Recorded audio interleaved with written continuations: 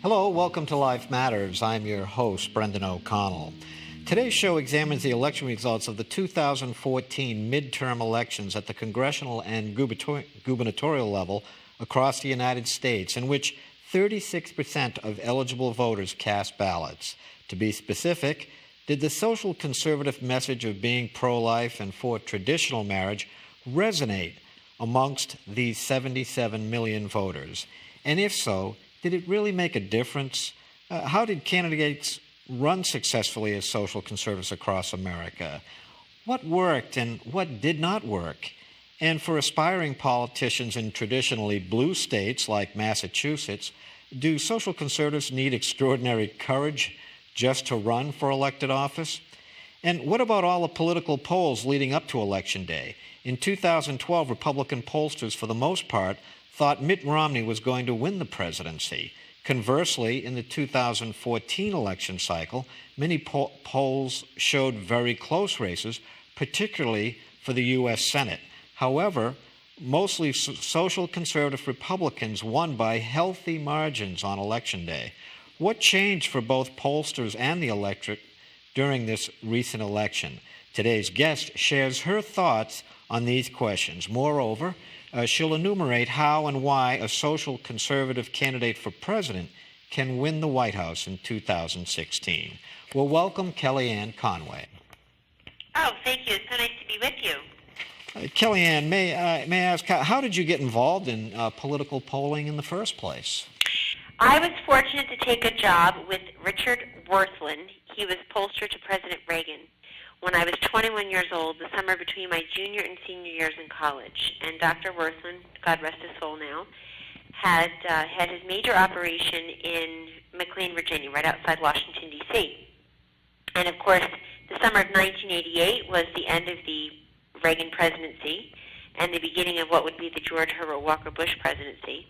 But the very first assignment that Dr. Worthland gave me, I was the lowest person on the totem pole, a research assistant for the summer. That evolved into a full-time job. But the very first assignment he gave me was the gender gap. And, of course, it's an area of concern even now and reflection even now. And with the gender gap, of course, Dr. Worthland described it at the time as being the difference between a household being married and not being married. Because if the household was married 27 years ago, chances were it had children in the house.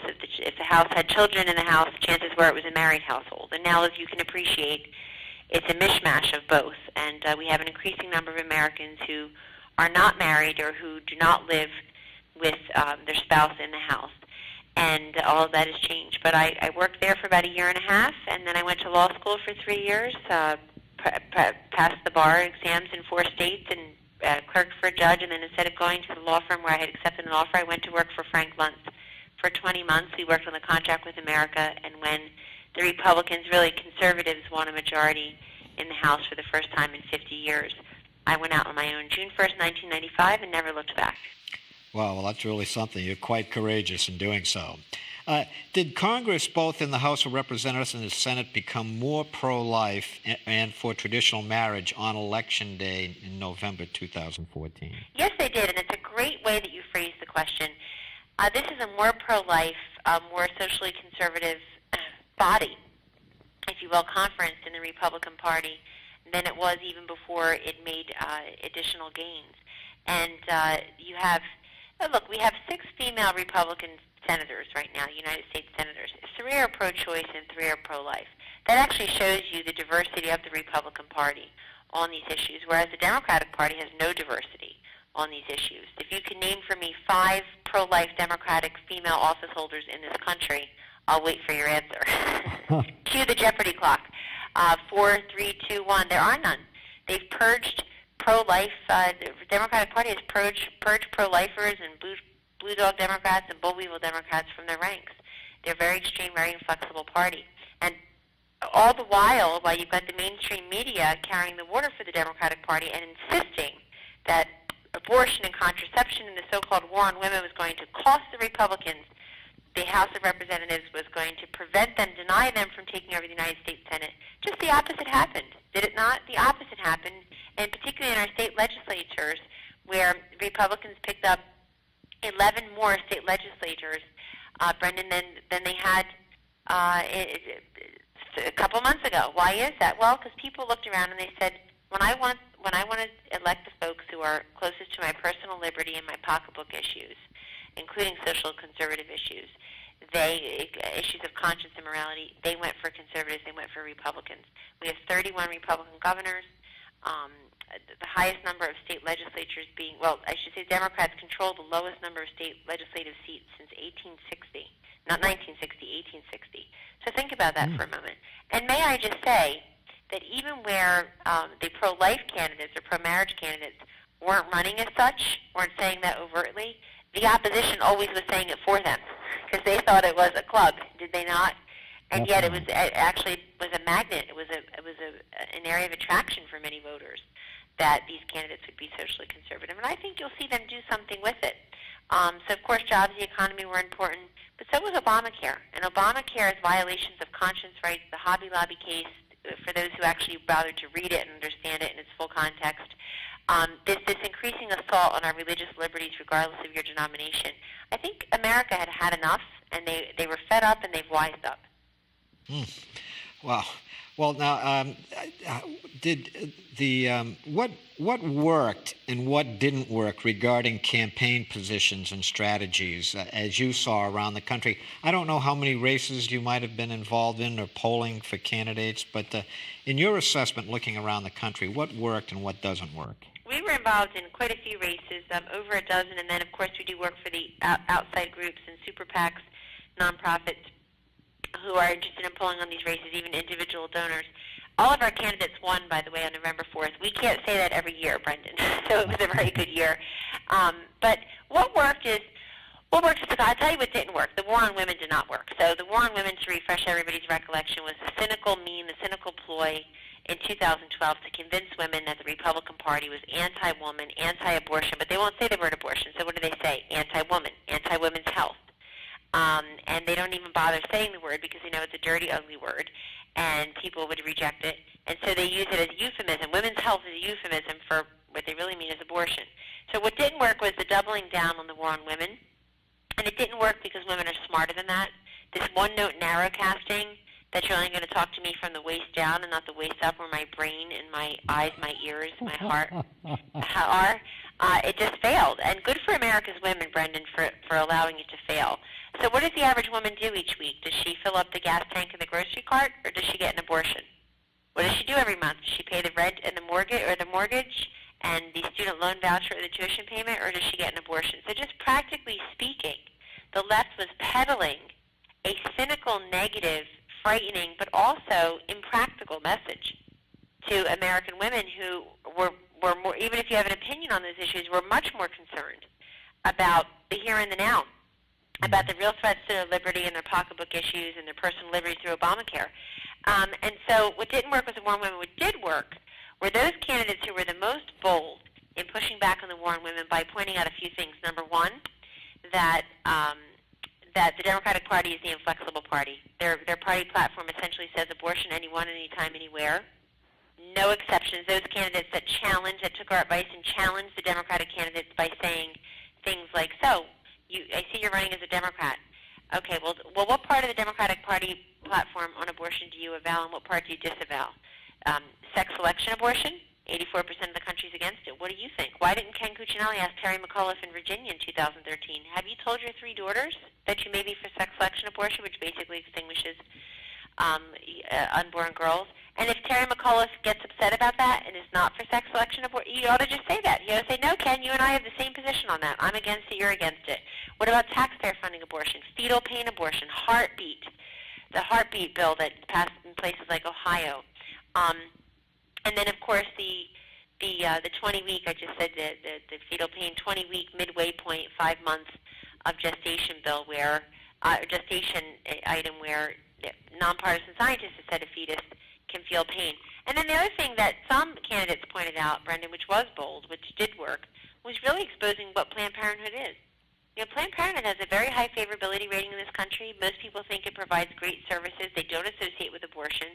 And we counseled candidates who were so inclined to say 3 things about Planned Parenthood. Number one, in 2012, by its own accounting, it got $543 million in taxpayer money, $500 million in taxpayer money to Planned Parenthood. Number two, it is the nation's largest abortion provider. Number 3, and that's an expensive business, my dear. And number 3, it spent close to upwards of $75 to $80 million, probably closer to 100 when they tally it all up, trying to defeat pro-life Republicans this year.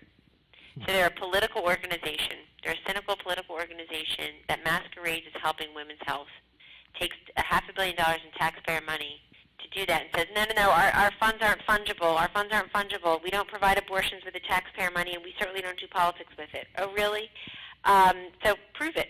And I think the candidates that were willing to really expose that and push back on that were the more successful candidates. The Joni Ernst, the Tom Tillis, and certainly Cory Gardner in Colorado, 3 new United States senators, Brendan. And in the case of Cory Gardner, his opponent, Mark Udall, his consultants told him to talk about nothing but the war on women, talk about nothing except how Cory Gardner was against women, against women's health, against women's issues, to the point where the Denver Post switched its endorsement from Mark Udall to Cory Gardner. One of the most liberal donors in the state, Democratic donors in the state, laughed out loud, was mocking Mark Udall for running on this one-note narrowcasting. And then, of course, the Denver Post, a female journalist at the Denver Post, nicknamed Mark Udall Mark Uterus. Well, that's a one-issue candidate, I guess. Oh yeah, and where is he now? He's in the dust. He's in the political graveyard. Yep. Now, can you just explain again? Cuccinelli, you I think had given him some advice which he rebuffed. What was that advice, and why should he lament that now? Sure. Well, the Cuccinelli campaign hired me to conduct focus groups of women in 3 places in Virginia.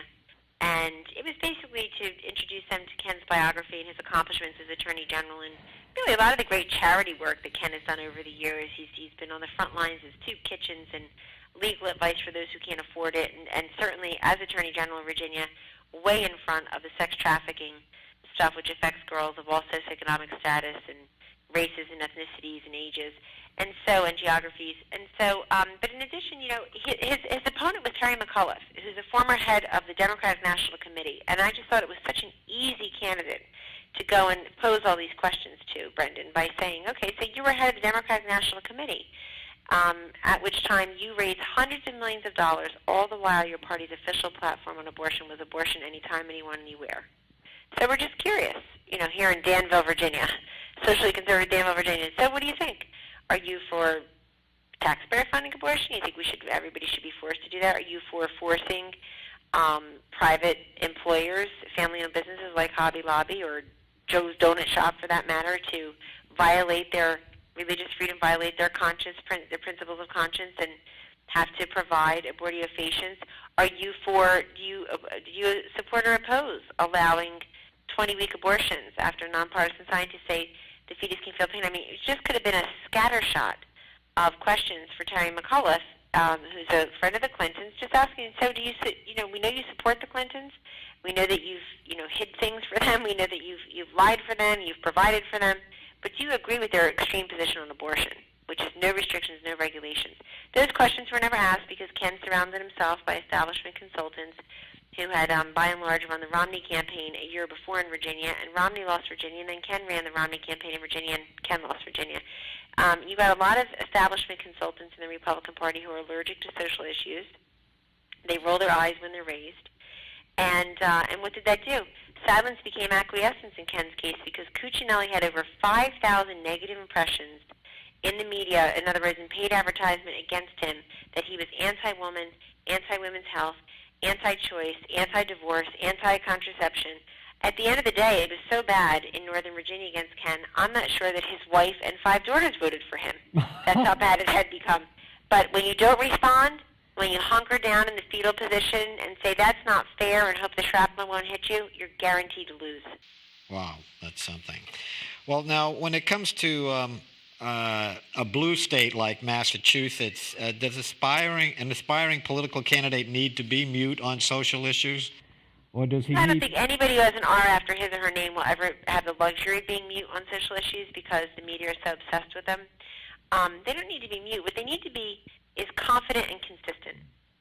And So, and you need to explain it in a very accessible, relatable way to people. So I've seen men, for example, I've seen male candidates in Massachusetts and California who are pro-life say, I'm Catholic and so I'm pro-life. Or they'll say, I have 6 children and I'm pro-life. Or I'm pro-life because I saw a sonogram with my wife when she was pregnant with our child. That's something Chris Christie has said.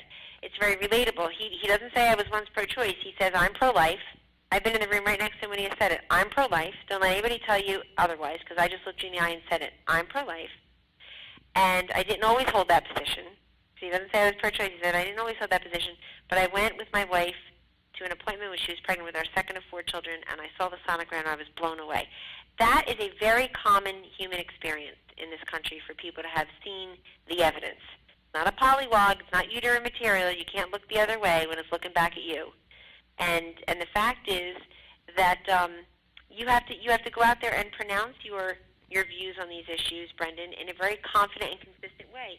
You can't say, well, the thing is, and you know somebody's going to try to trip you up on rape and incest. You know they're going to try to trip you up on being against women. You know they're going to put you up against Cecile Richards from Planned Parenthood. Just be ready for it and be confident and consistent. People know if you're not comfortable in your own skin. One of Mitt Romney's biggest problems was he lost 81 to 10 in the exit polls on the question of who cares more about people like you. And so that means Republicans even agreed, by the way, if it's 81 to 10.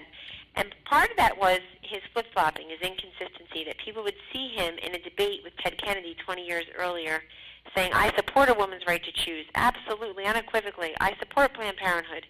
And then he said, I'm pro-life. Now, people change their minds all the time, and they evolve and they grow and they realize different things. So that's completely acceptable, and especially Christians should embrace that. However, that isn't what he was saying. He basically changed his position because he changed the place where he was running. He was running in Massachusetts and he was running nationwide. And it wasn't like a youthful indiscretion. It wasn't like burning a flag or burning a bra at Woodstock when you're 18.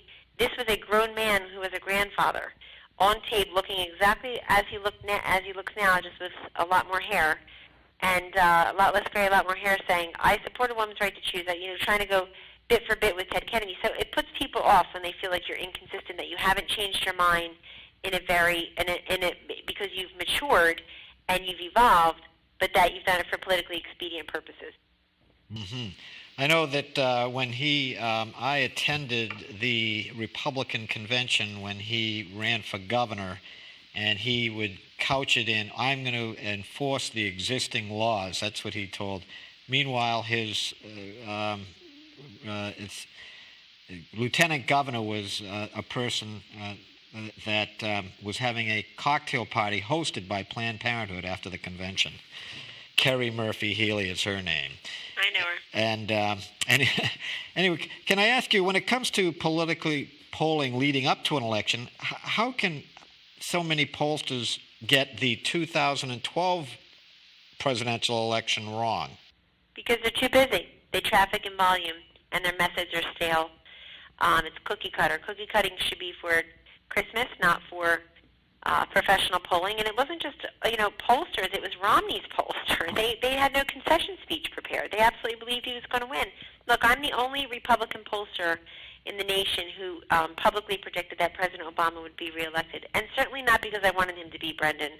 I did my level best, my small part, in making and hoping it was not so, or making it not so.